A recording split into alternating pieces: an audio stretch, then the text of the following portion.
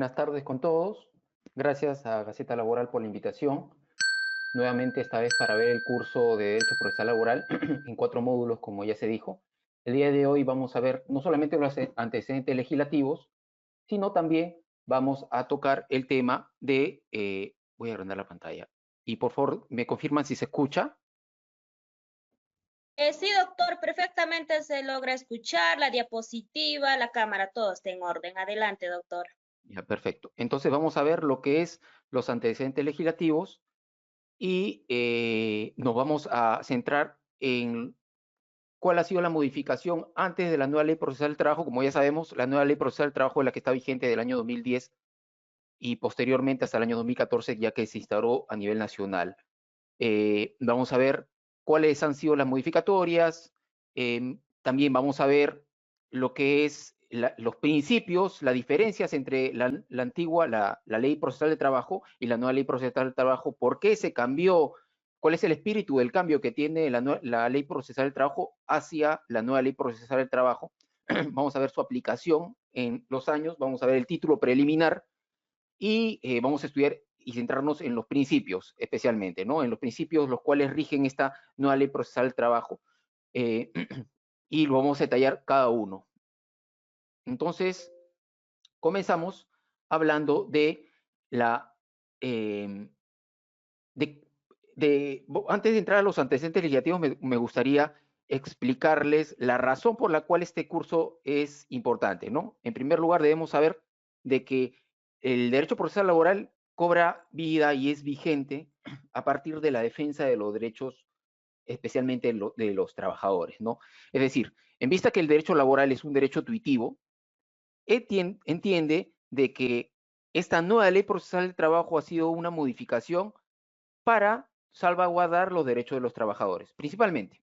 Como ya sabemos, dentro de la relación laboral existen dos partes. En un lado están los trabajadores y en el otro lado está el empleador o los empleadores, ¿no? En este caso, al darse una disparidad entre cada una de las partes, porque por obvias razones el empleador es la parte más fuerte de la relación laboral, entonces el derecho laboral ve la necesidad de regular a través de diferentes dispositivos, en este caso la nueva ley procesal del trabajo, algunos elementos los cuales sirvan no solamente como protección a los trabajadores y en vista del espíritu intuitivo que tiene el derecho laboral, sino también de especificar algunos puntos que ya van más allá eh, de lo sustantivo y directamente están vinculados a lo procesal. ¿A qué me refiero?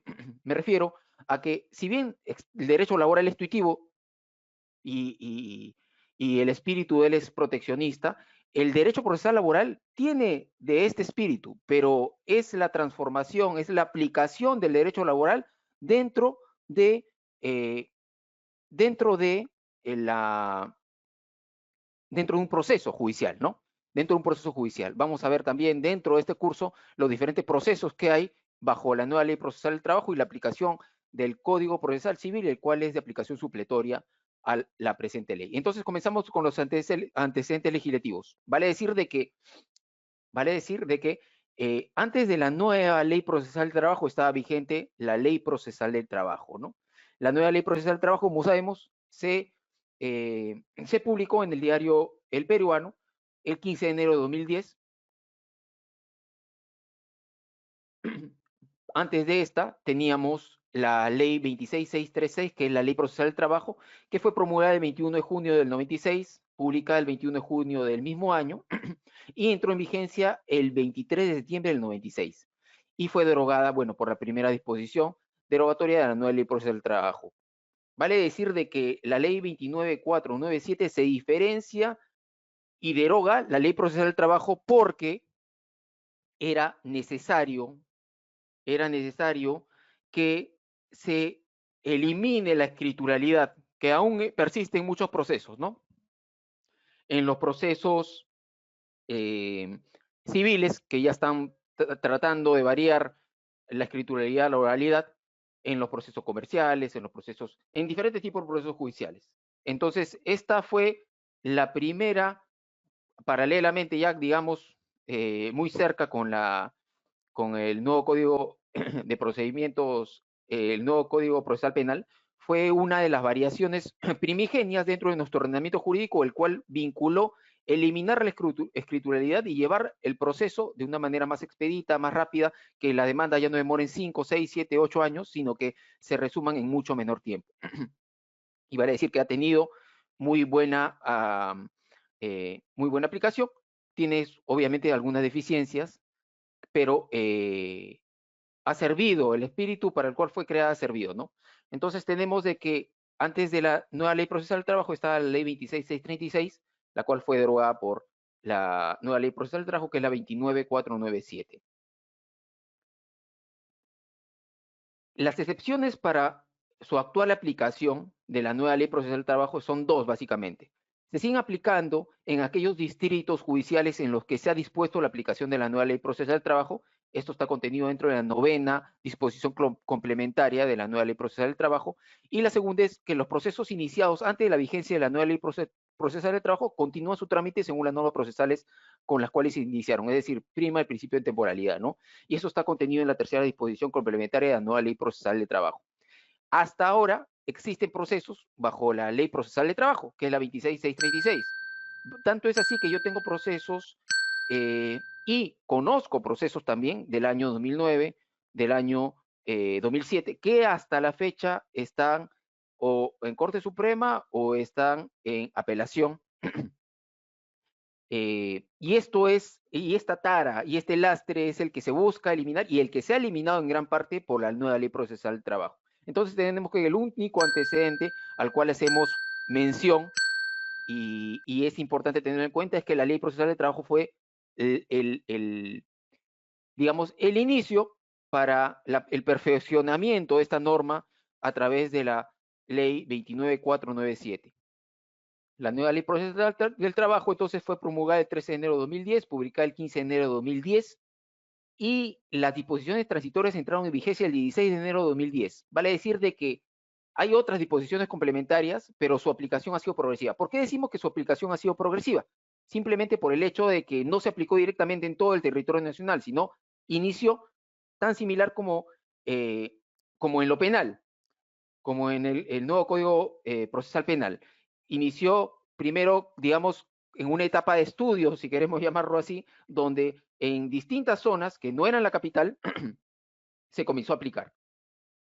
Teniendo en cuenta cómo se iba dando y cómo se desarrollaba la nueva ley procesal de trabajo en esas localidades, en esas circunscripciones territoriales, se fue tomando y aprendiendo y se fue ampliando a otras zonas, a otros departamentos, a otras ciudades, hasta que se aplicó también ya en Lima, ¿no? Y así abarcó lo que es todo nuestro territorio nacional y todos los juzgados, salas, en aplicación de la 29497. Por eso su aplicación ha sido progresiva, no se ha dado de golpe. En segundo lugar, tenemos, en base a la aplicación progresiva, se dictaron distintas resoluciones. La primera resolución fue en el año 2010, que es una resolución administrativa, la 232 del año 2010, que a través con la resolución administrativa 368 del 2010, indicaron básicamente tres o cuatro cosas que acá he buscado resumir, ¿no? El primer distrito en el cual se aplicaba era en el Distrito Judicial de Tacna, posteriormente fue aplicada en el Distrito de Cañete, luego fue aplicada en el Distrito de la Libertad, posteriormente fue aplicada en Arequipa, luego vemos que se aplicó en Lambayeque y luego en Cusco. Dentro del año 2010 se da solamente esto, desde julio hasta diciembre. Como les dije, la aplicación progresiva se llama porque poco a poco fue aplicando. Vale decir de que en el Distrito Judicial de Tacna, así como en el Cañete, La Libertad, Arequipa, Lambayeque, Cusco, cada uno dio comentarios que sirvieron para mejorar la nueva ley procesal del trabajo y cómo se estaba desarrollando su aplicación en base a la circunscripción que le correspondía, ¿no? En el año 2011, entonces tenemos de que a través de la resolución 124-2011, se aplicó ya adicionalmente a lo que se tenía del año 2010, se aplicó en el Distrito Judicial de Moquegua, en el Distrito Judicial de Ica, en el Distrito Judicial de Junín, en el Distrito Judicial de Santa y en el Distrito Judicial de Cajamarca. Estas se suman a las que ya teníamos, se suman. Y ya no solamente se aplicaba en Tarra, Cañete, La Libertad, Arequipa, Lambayeque y Cusco, sino también teníamos, ya se aplicaba en Moquegua, Ica, Junín del Santa y Cajamarca. Al igual que en las otras sedes, las cortes dieron opinión y vieron lo, lo, lo interesante y que el espíritu que provenía del título preliminar, que posteriormente vamos a ver, y de los antecedentes de la nueva ley procesal del trabajo, eran tal cual para la aplicación y mejora del sistema judicial. Luego, en el año 2012, a través de la resolución 23-2012, ya se suma los anteriores al Distrito Judicial de Lima Sur, al Distrito Judicial de Lima Norte posteriormente, al Distrito Judicial de Callao y al Distrito Judicial de Lima. Es decir, Lima Metropolitana y Callao. Ya en aplicación de la nueva Ley Procesal del Trabajo. Como vemos, del año 2010 al año 2012 tardó para la aplicación de manera progresiva en la mayoría, o por no decir todos los distritos que comprenden la jurisdicción. Luego tenemos, a ver un segundito. Luego tenemos que si queremos hallar los principales cambios que se aplicaron en la nueva Ley Procesal del Trabajo con respecto a la Ley Procesal del Trabajo, ya les dije, aparte del tema de eliminar la escrituralidad y buscar la celeridad de los procesos, tenemos de que existe la prevalencia de la oralidad. Cuando hablamos de la prevalencia de la oralidad, estamos netamente hablando del principio de oralidad, que lo vamos a ver posteriormente, ¿no? ¿En qué se basa la prevalencia de la oralidad? No es el principio, sino es la actitud, es el desarrollo de este principio. Significa que las audiencias realizadas en el proceso se basan no en lo que presentas tú en la demanda, o sea, tienen incidencia directa, eso sí, en el proceso, sino que el proceso es oral. Es decir, tanto es oral que inclusive las pretensiones pueden modificarse oralmente y aumentarse a las pretensiones planteadas en la demanda. Y esto está regulado en el artículo 12 de la nueva Ley Procesal de Trabajo, ¿no? La prevalencia de la oralidad, es decir, más que lo escritural, se basa en la oralidad. Se eliminan los alegatos escritos, se eliminan los tener presente, todo se resume a la demanda, la contestación de la demanda y lo demás que tengamos que decirle al magistrado o a la corte, se lo tenemos que hablar. No se le puede emitir un escrito. Tanto es así que si uno en pleno desconocimiento o por inocencia, si queremos decirlo de alguna manera, le presenta un tener presente o le presenta un alegato, automáticamente el juzgado te responde con una llamada de atención y te dice, ¿sabes qué? Lo que me tienes que decir me lo dices dentro de la audiencia que corresponda. En la audiencia de juzgamiento, en la audiencia de vista. No puedes emitir eso porque este proceso es oral. Prevalece la oralidad. El segundo cambio importante y principal dentro de la nueva ley procesal del trabajo es el rol protagónico del juez. Como sabíamos, en la ley procesal del trabajo, al igual y tan parecido como en el Código Procesal Civil, el juez no, digamos, llegaba con un pensamiento preconcebido, ya tenía conocimiento de la demanda, de la contestación, de los alegatos, y no era un actor principal dentro del proceso judicial. Más que todo digamos, era como un árbitro, ¿no? Era como un árbitro, o sea, le llegaba la resolución, le llegaba la notificación y él tomaba conocimiento y según eso resolvía. Tanto es así que uno iba a la audiencia y dentro de la audiencia misma, después de alegar, de haber oralizado, automáticamente ya se tenía ya en muchos casos la sentencia. Ya se tenía proyectada la sentencia, ya se tenía la resolución judicial, la cual definía en primera o en segunda instancia lo que correspondía. Esto se buscó eliminar con la nueva ley procesal del trabajo y sí, y se ha eliminado en gran parte, ¿no? Por eso el rol protagónico del juez es que en base a la oralidad y lo que dicen las partes, ya no está, ya toma un papel preponderante y un papel directamente vinculante, porque este ya no solamente está digamos, a lo que se le presente dentro de los documentos, que son la contestación y la demanda, sino que es necesario que oiga a las partes, a las defensas técnicas, a los testigos, para poder tomar una decisión equilibrada y una decisión acorde a esta nueva forma, que es la nueva ley procesal del trabajo. Sigo diciendo nueva ley procesal del trabajo, discúlpeme, pero ya no es nueva ley procesal del trabajo, es la ley procesal del trabajo, porque de 2010 hasta la fecha ya pasaron más de 10 años, ¿no? Pero se estila decirle así. Otro de los cambios principales que tenemos es la aplicación del régimen de competencia. Este es un punto importante, ¿por qué? Porque se implementa una justicia omnicomprensiva, se amplía el régimen de competencia de los jugadores laborales a los conflictos derivados de las prestaciones personales de servicios de naturaleza laboral, formativa, administrativa, cooperativista o civil, en los casos de incumplimiento de relaciones de trabajo. Es decir, los que estaban vinculados directamente o dependían o nacían de la relación laboral, sean su naturaleza administrativa, cooperativista, civil, automáticamente se vinculaban y se permitía en base a esta competencia ampliada que se vean y se derivan a través de los juzgados laborales. Tal es así que vemos ahora indemnización por daños y perjuicios producto de accidente de trabajo.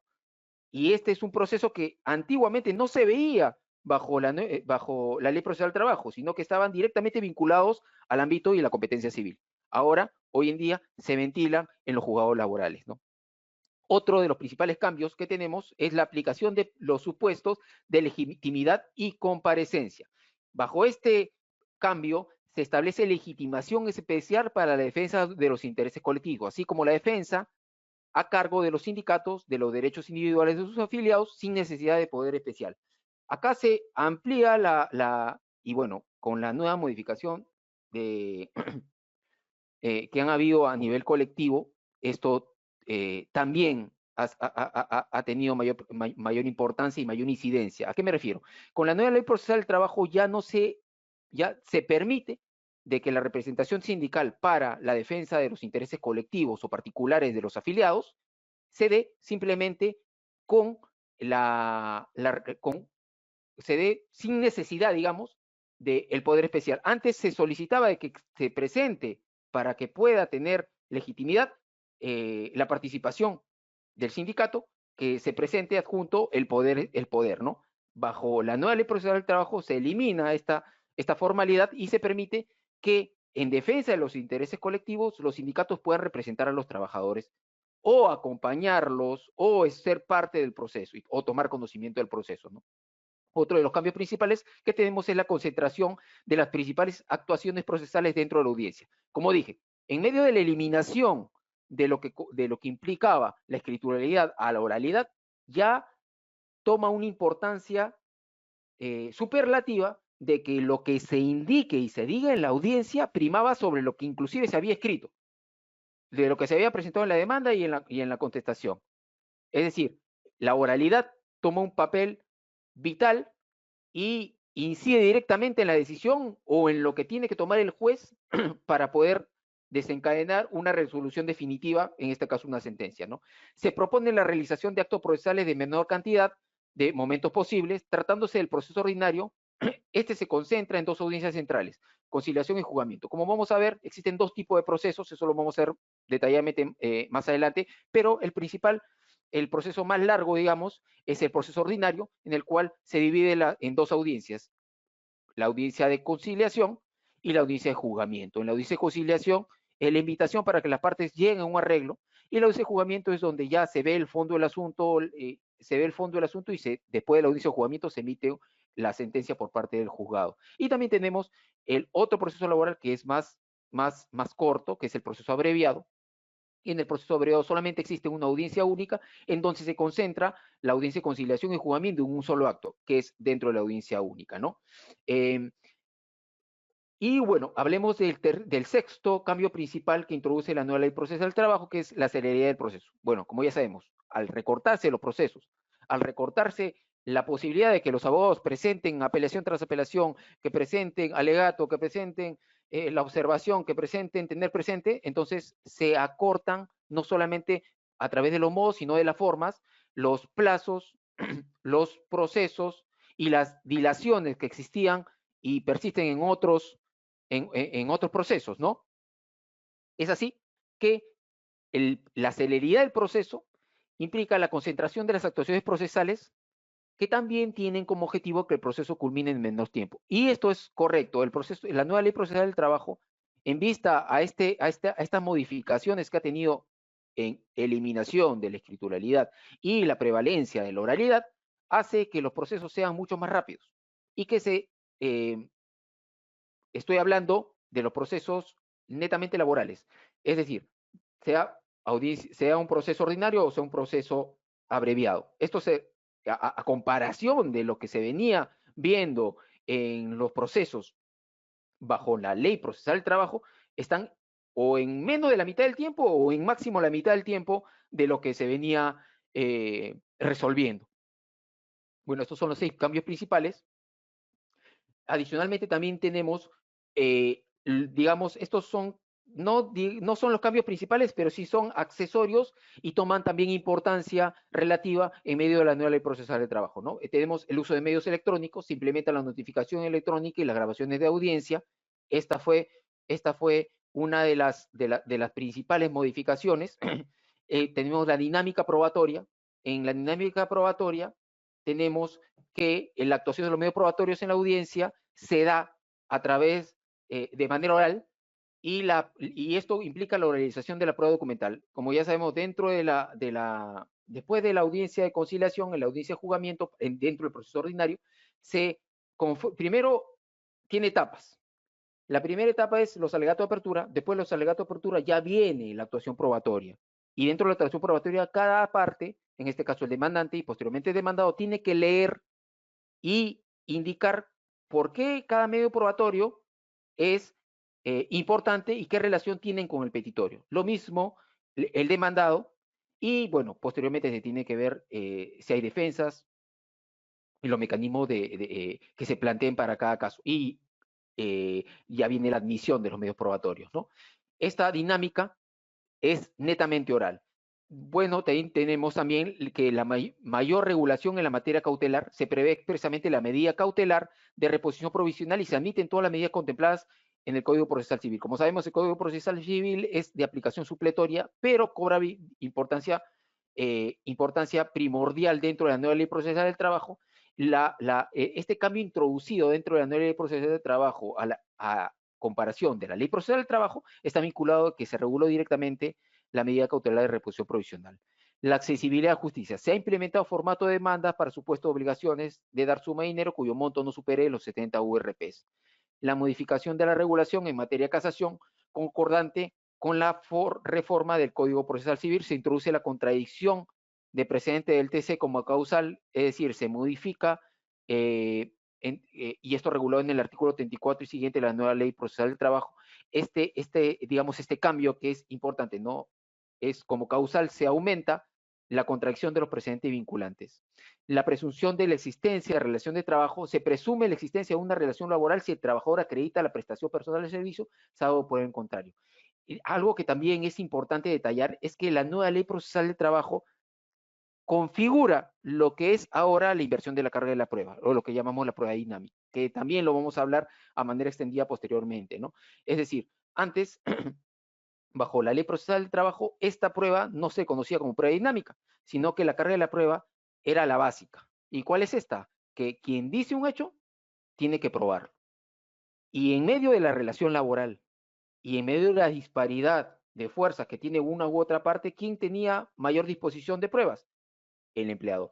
Y bueno, esto se busca eliminar con la nueva Ley Procesal del Trabajo. Bueno, en medio del título preliminar vamos a encontrar lo que son los principios, que están vinculados directamente a lo que hemos visto, ¿no? Que son los principales cambios en algunos casos. Dentro de los principios tenemos en primer lugar el principio de inmediación. ¿Y qué nos dice el principio de inmediación? Nos dice, vale decir, antes de ingresar a cada principio de manera resumida, de que a diferencia del Código Procesal Civil, el cual es de aplicación supletoria, la nueva Ley Procesal del Trabajo incluye algunos principios que le son propios, como el principio de oralidad, por si acaso, como ejemplo. Y estos están contenidos en el artículo 1 del título preliminar de la nueva Ley Procesal del Trabajo. El primero es el de inmediación.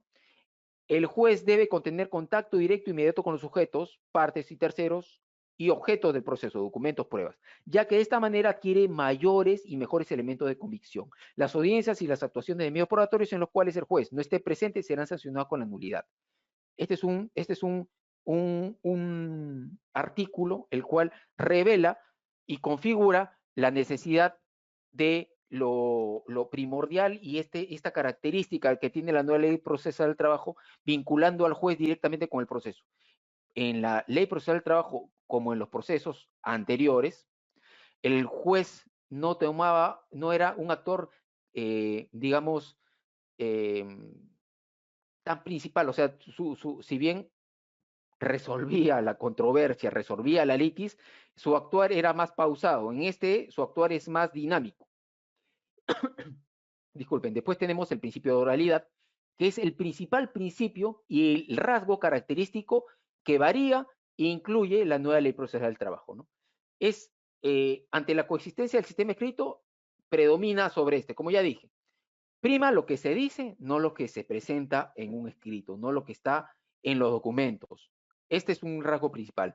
Se evidencia en la relación de las audiencias, pues se basa de un debate oral entre las partes.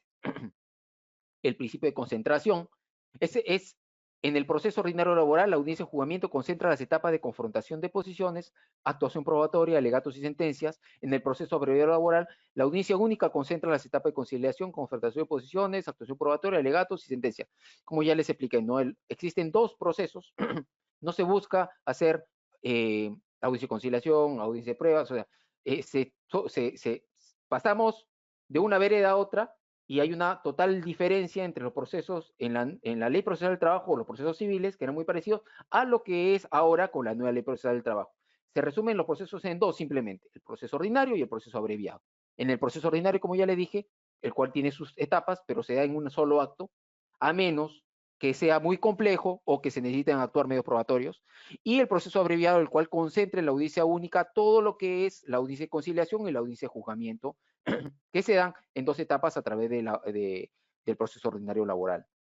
También tenemos el principio de celeridad, en donde se reducen los plazos de duración de los procesos laborales, se estructura otra forma de conclusión del proceso, como conciliación, allanamiento y abandono, el principio de economía procesal, se reduce el número de actos procesales y el intervalo de tiempo entre estos, vinculados con el principio de concentración y celeridad procesal, vale decir de que el principio de economía procesal, celeridad y concentración, aunado al principio de oralidad, prohíben lo que ya señalé hace poco, que se presenten algunos elementos que sean dilatorios, como los clásicos tener presente, como los clásicos a conocimiento, los escritos a conocimiento, o como los clásicos que hasta ahora lo vemos en los procesos civiles, ¿no? O como los clásicos de alegato, observo, y tantos escritos que lo que hacían es crear carga procesal y demorar más el proceso.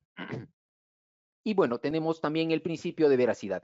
La final del proceso es acercarse lo más que se pueda a la verdad real. Con este objetivo se exige que las partes deben desenvolverse dentro del proceso con buena fe, lealtad, etc. Bueno, este es un principio que realmente debería cumplirse y deberíamos tenerlo todos en cuenta, pero en la práctica es realmente subjetivo, ¿no? Porque cada uno plantea su teoría del caso, cada uno tiene su verdad, cada uno tiene su posición, y el juez es quien, en base a lo que se dice, sustentado en los medios probatorios o en lo que se da dentro de los hechos, resolverá. Los principios. Existen principios que, si bien no han sido reconocidos en la nueva ley procesal de trabajo, se aplican al proceso laboral vigente, ¿no? Estos son los principios que son reconocidos en el título preliminar en el artículo 1. Pero hay otros principios los cuales también se aplican porque están contenidos dentro del Código Procesal Civil, sin embargo, no están directamente tipificados dentro de la nueva ley procesal del trabajo. ¿Y cuáles tenemos? Tenemos el primero, la finalidad del proceso, es poner fin al conflicto de intereses, relevancia jurídica o lograr la paz social en justicia. El fin del proceso es poner fin al conflicto, es decir, eliminar la controversia, ¿no? El principio de iniciativa de parte, el cual sigue vigente, el principio de congruencia procesal, que vincula a que el juez debe resolver conforme a lo que se ha peticionado, y de aquí salen las sentencias, las cuales en muchos casos son extrapetita, infrapetita, ultrapetita, ¿no? El principio iubi novat curia, que es la aplicación, y este principio, y voy a hacer una pausa en este principio iubi novat curia, ¿por qué? Porque a diferencia de anteriores esquemas procesales que teníamos y que se tienen en otras especialidades, cuando uno acude mal a un despido, por ejemplo, o a una pretensión mal planteada, o se equivoca llamando una norma que no corresponde, antes no te declaran inadmisible, muchas veces te rechazan la demanda o te declaran directamente infundada, ¿no? Ahora, a través de este principio Iubi Novat Curia, en la audiencia de juzgamiento, o inclusive muchas veces en la audiencia de conciliación, se permite de que se aclare. Y el juez llama a la parte indicándole su error, y pidiéndole que reconfigure, que modifique, que amplíe o que aclare la pretensión, ¿no? El principio también tenemos de doble instancia o plural instancia, el cual está vinculado directamente con lo que indica nuestra Constitución en el artículo 139, inciso 6, que el de pluralidad de instancia, que nos dice de que la rescisión de primera instancia tiene o puede ser recurrida en revisión en vía recurso de apelación por el superior jerárquico, ¿no?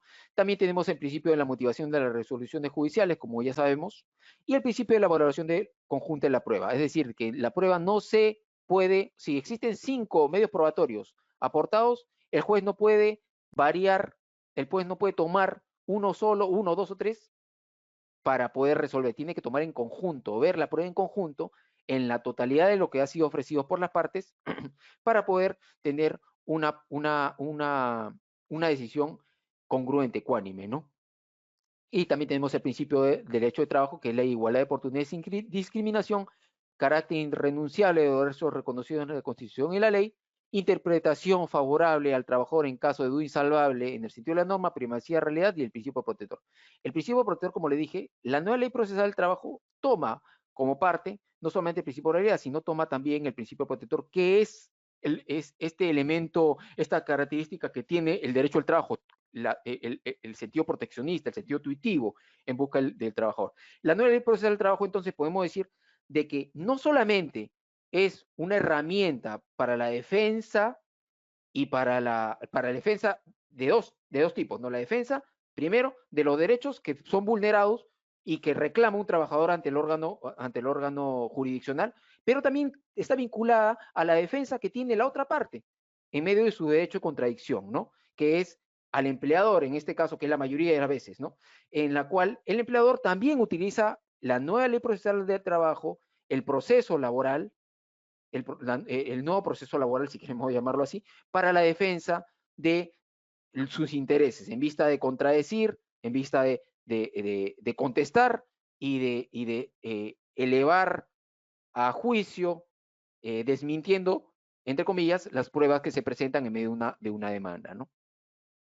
También tenemos el ámbito de la justicia laboral. Esto está en el título preliminar en su artículo 2. Aquí se implementa una justicia laboral omnicomprensiva, como ya lo dijimos antes, al ampliar los conflictos jurídicos que serán comprendidos dentro del ámbito de la justicia laboral. Este es un pequeño cuadro en el cual vamos a ver cómo se delimita y cómo se desenvuelve la justicia laboral en medio de la nueva ley procesal del trabajo. Primero, corresponde a la justicia laboral resolver conflictos jurídicos que son originados en las prestaciones de servicio de carácter personal. Acá vamos a ver que pueden ser de naturaleza laboral, formativa, cooperativista, administrativa o civil. Ya dijimos esto. La civil solo si la demanda se sustenta en un encubrimiento de la relación de trabajo. Cuando hablamos de la civil, podemos delimitar aquellos contratos, por ejemplo, que son dados bajo bajo formas de contratación civil: locación de servicio, tercerización, intermediación. En medio de esta contratación, la cual no tiene un elemento laboral, no es un contrato laboral, sino se rige bajo el Código Procesal Civil, entonces, si existe fraude en la contratación, si existe un encubrimiento, si existe una relación en la cual existe subordinación, entonces estamos hablando de que estos procesos, así sean de naturaleza civil, entre comillas, que no corresponden y son laborales, sí se ventilan dentro de la justicia laboral. También pueden ser individuales, plurales o colectivos, y las prestaciones de servicio de carácter personal referidos a aspectos sustanciales o conexos, es decir, los que están vinculados directamente a los trabajadores o que se derivan de derechos de los trabajadores, o las prestaciones de servicios de carácter personal ocurridos antes de la prestación efectiva de los servicios, o durante la prestación efectiva de los servicios, o luego de la prestación efectiva de los servicios, ¿no? Cuando hablamos, por ejemplo, de durante la prestación efectiva de los servicios es cuando existen, por ejemplo, cese de acto de utilidad, la clásica demandas. Cuando hablamos de luego de la prestación efectiva de los servicios es cuando no se pagan beneficios sociales, cuando existe indemnización por daños y perjuicios y otros comunes, ¿no? Dentro del ámbito de la justicia laboral, también en el artículo 2 del título preliminar encontramos la naturaleza de los conflictos. Cuando hablamos de naturaleza laboral, formativa, cooperativista, administrativa y civil, acá está explicado de manera resumida. Los laborales son derivados de la prestación laboral, de la prestación personal, que es remunerada y subordinada. Este elemento, el cual es diferenciador de la relación y el contrato de trabajo, la subordinación, ¿no? La formativa, que son en base a personas que están en formación o están vinculadas a un centro de formación profesional, y esto regido por la ley 28518. La cooperativista, que son los conflictos relacionados entre cooperativas y sus socios trabajadores, las cooperativas y trabajadores, o los trabajadores y empresa principal. La administrativa, que son conflictos relacionados entre las diversas entidades estatales y su personal de trabajo, se tramitan mediante el proceso contencioso administrativo. El único requisito que es culminar previamente la vía administrativa. Vale decir que la administrativa clásica es SUNAFIL, es salud, son las demandas que surgen como procesos contenciosos administrativos, las acciones contenciosas administrativas, luego de haber recurrido administrativamente al órgano estatal, en este caso es salud, o SUNAFIL, pidiendo la solución. En muchos casos, por ejemplo, tenemos los reembolsos de subsidios, en otros casos tenemos multas o infracciones que la tenemos vía SUNAFIL. Estos son se le llama de naturaleza administrativa. Y los civiles, que ya los expliqué, ¿no?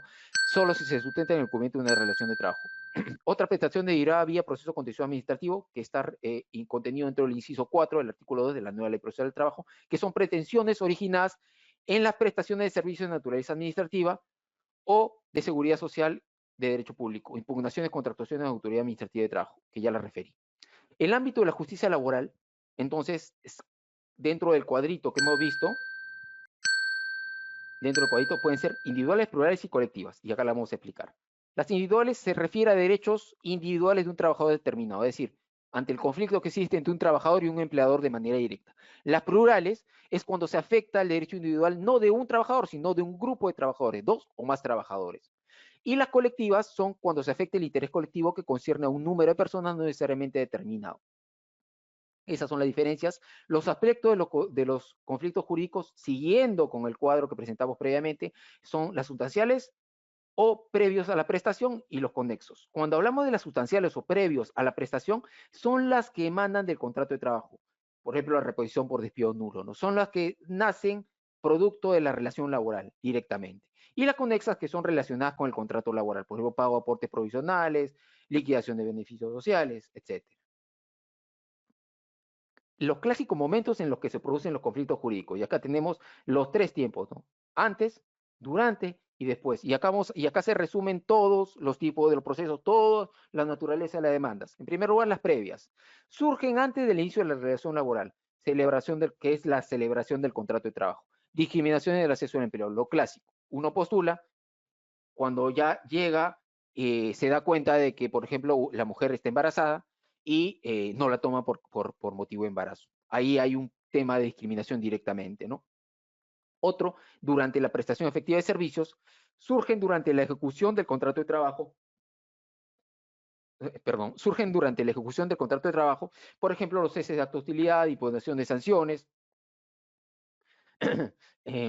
y los posteriores a la prestación efectiva de servicios surgen al momento de la extinción de la relación laboral. Es posterior a la vigencia del contrato de trabajo. Pago de vacaciones truncas, pago de beneficios sociales, reintegro remuneraciones, los clásicos procesos que tenemos, ¿no?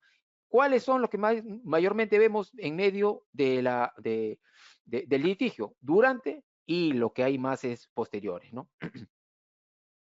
Estos son los fundamentos del nuevo proceso laboral que están contenidos en el artículo 2 y que ya los dije de alguna manera, pero acá están más desarrollados. Y lo voy a explicar de manera resumida. En todo proceso laboral, los jueces deben evitar la desigualdad entre las partes que afecte el desarrollo o resultado del proceso.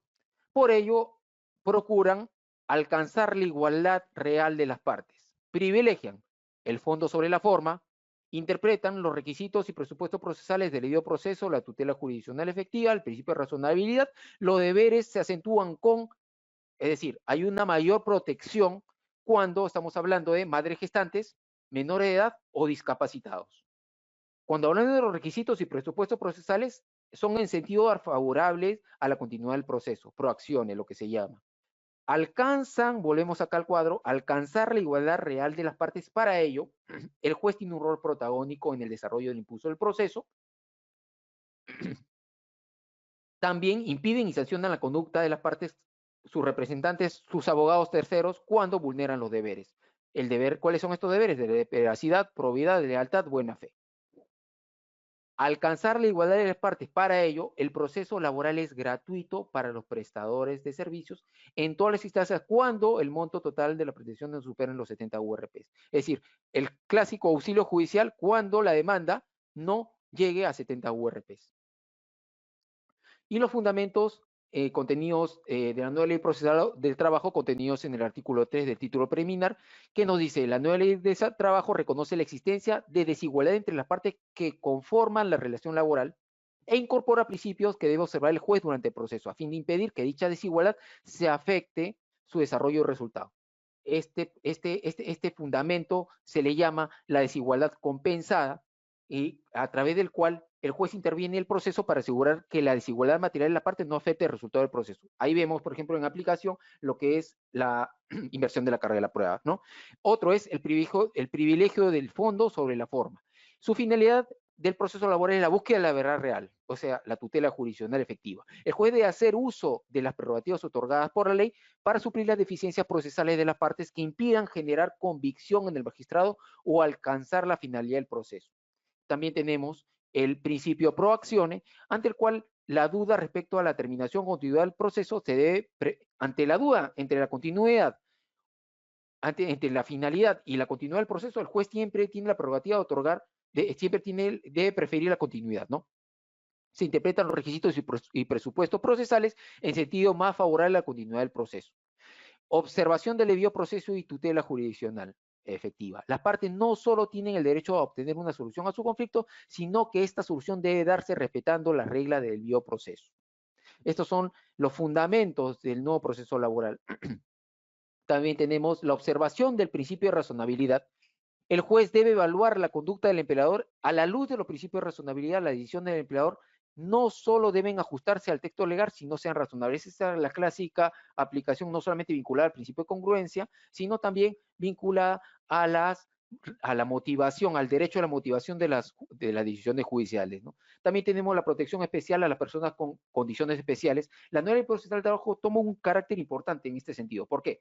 Porque busca una conjugada y coordinadamente con el derecho laboral, el cual institutivo busca la protección para este grupo de personas, las cuales tienen características especiales. Por ejemplo, la madre gestante, los menores de edad y las personas discapacitadas, en búsqueda de oportunidades o en búsqueda de desarrollo de una relación laboral, la cual compense esta condición que tienen las personas, sin afectar sus derechos, ¿no? También tenemos el principio de gratuidad del proceso.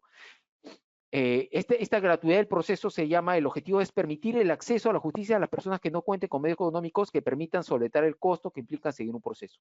La nueva ley procesal de trabajo establece que el proceso será gratuito cuando las pretensiones reclamadas no superen las 70 URPs.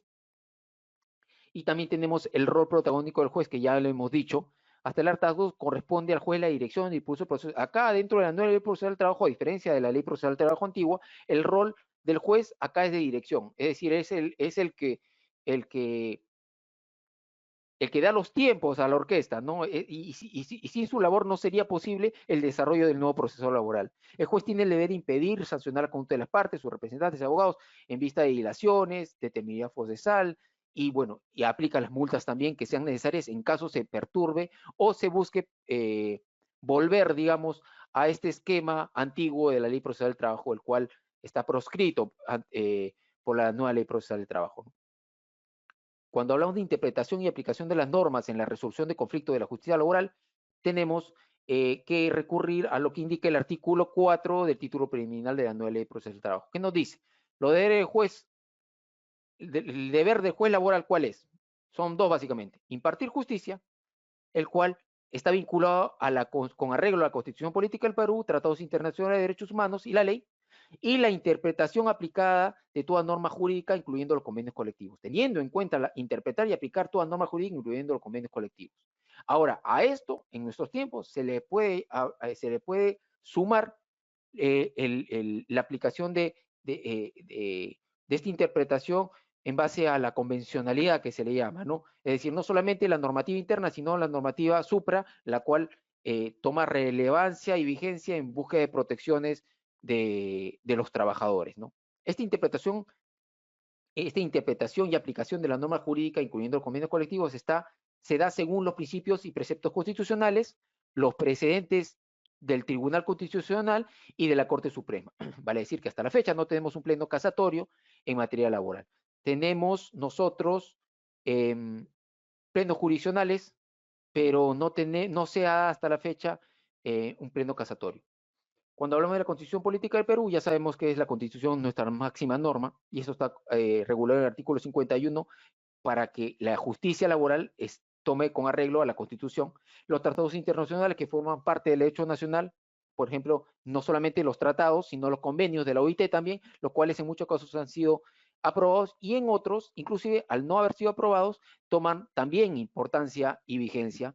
Y la ley que completa toda la normativa infra y que está por debajo de la Constitución. Cuando hablamos de los principios y preceptos constitucionales, también tenemos que volver a referirnos al artículo 51 de la Carta Magna y el artículo 6 del Código Procesal Constitucional. También, cuando hablamos de precedente del Tribunal Constitucional y de la Corte Suprema, los precedentes del Tribunal Constitucional son aquellas sentencias del Tribunal Constitucional que adquieren calidad de cosa juzgada, autoridad de cosa juzgada, cuando así lo exprese la sentencia. Existen dos tipos de sentencias que nos importan para el presente curso.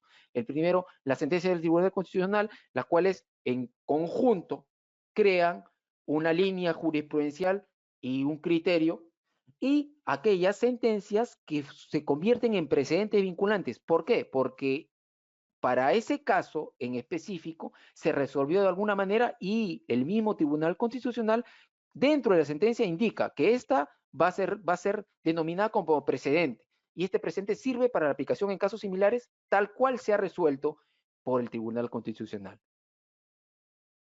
Cuando nos referimos a la interpretación y aplicación de las normas de resolución de los conflictos de la justicia laboral, tenemos que remitirnos también al artículo 4 del título preliminar de la nueva Ley Procesal de Trabajo, la cual nos dice, ¿no?, que es importante tomar en cuenta los derechos laborales individuales y colectivos, los cuales se deben interpretar de la siguiente manera. Es decir, el juez y también las partes tienen que tomar en cuenta que para interpretar los derechos laborales, sean individuales o colectivos,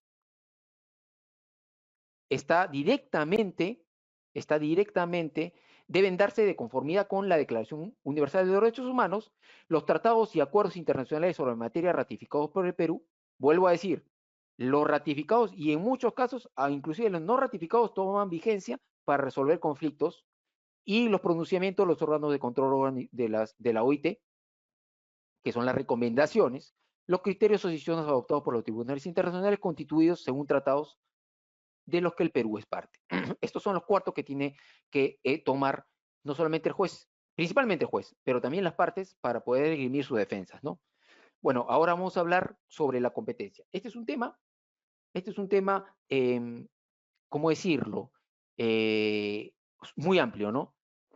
Hemos tomado lo que dice Obando, el cual señala que, por ejemplo, para la competencia, para él la competencia es la medida en que la jurisdicción puede ser atribuida a los jueces o tribunales laborales para el conocimiento o decisión de los asuntos y controversias jurídicas. Es decir, es esa característica, esa facultad que tienen algunos jueces de resolver según una jurisdicción. Si la jurisdicción es la facultad del Estado de administrar justicia en general o en determinada materia dentro del territorio de la República, la competencia viene a ser esa misma facultad otorgada a los jueces o tribunales laborales para conocer conflictos jurídicos por razón de naturaleza. La competencia tiene diferentes formas. Se puede dar por razón de naturaleza, puede darse por tema de cuantía, puede darse por calidad de la persona, por jerarquía de la persona, por jerarquía de las funciones, por lugar, por territorio. Hay muchas formas que según la doctrina se toma, sin embargo, vamos a encontrar 4 en nuestra, reconocidos en la nueva ley procesal de trabajo, ¿no? Y en el Código Procesal Civil. Y podemos decir que la competencia es la facultad que tienen los jueces para administrar justicia en determinados casos concretos, teniendo en cuenta el territorio, es decir, solamente se reconoce la competencia por territorio, la competencia por materia, por razón de materia, la competencia por razón de función y la competencia por razón de cuantía. La característica de la competencia son 2, que es irrenunciable y es indelegable, con excepción a lo que corresponde a la competencia territorial que luego vamos a explicar. La regla reguladora de la competencia,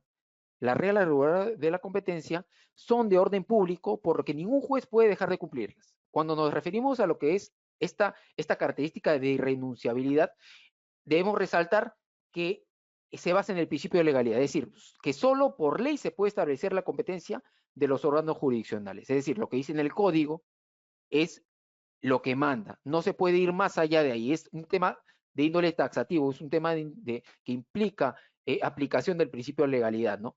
Y por lo mismo, si el código te dice que un juez debe ver eso, el juez no puede renunciar a la competencia porque está tipificado en la norma. También cuando nos referimos a la ¿se cortó?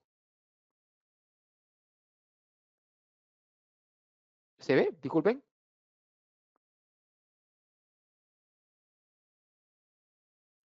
Por favor, si alguien me puede decir si se ve.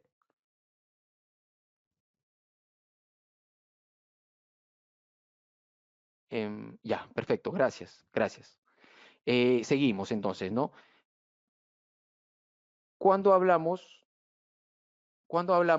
de indelegabilidad como este rasgo característico del juez, se refiere a que ningún juez puede delegar a otro juez de cualquier parte su competencia. Es decir, no solamente no puedo renunciar a la competencia, sino que no puedo traspasarla a otro juez. ¿Por qué? Porque me tengo que regir a lo que dice la norma específicamente, la cual detalla, en base al principio de legalidad, la competencia que corresponde. El carácter indelegable de la competencia en nada perjudica la facultad del juez de comisionar a otro para que efectúe determinadas diligencias judiciales en lugares fuera. Esto vale decir de que no puedo renunciar y no puedo delegar, pero sí puedo utilizar, en base a mi competencia, por ejemplo, remitir a otro juzgado que me pase los actuados de un proceso el cual está vinculado a, al proceso el cual se está ventilando en mi jurisdicción. Eso sí puede darse. ¿Qué tenemos también? La clase de competencia. Acá entramos ya a la competencia por razón de materia, que es la primera, la cual refiere el artículo 1, el artículo primero de la nueva ley procesal del trabajo, y que nos dice la competencia por materia de los juzgados de paz letrado, que es el órgano base, si queremos llamarlo, ¿no? Y los supuestos son los siguientes: el proceso abreviado laboral, que ve prestaciones referidas a cumplimiento de obligaciones de dar, no superiores a 50, esto es lo que tenemos que tener principal para ubicar en cuál, si es proceso, si esto lo ve un jugador especializado o lo ve un jugador de paletrado. En primer lugar, el tema de cuantía. ¿Sí? Si no supera las 50 URPs, directamente va la demanda y si es una sola pretensión, va es de competencia de los jugadores de paletrado. Y estos ven procesos de naturaleza laboral, formativo cooperativista, referidas a aspectos sustanciales o conexos, previos o durante posteriores al pretender proceso, sea antes, durante o después. Ello sin perjudicar que exista una pretensión implícita de cuantía indeterminada, por ejemplo, de naturalización de contrato, existencia de un contrato de trabajo. Cuando hablamos de procesos ejecutivos con título ejecutivo, cuando la cuantía no supere tampoco los 50 URPs, es una de las características, o cuando estamos hablando de cobranza de aporte previsional del sistema privado de pensiones.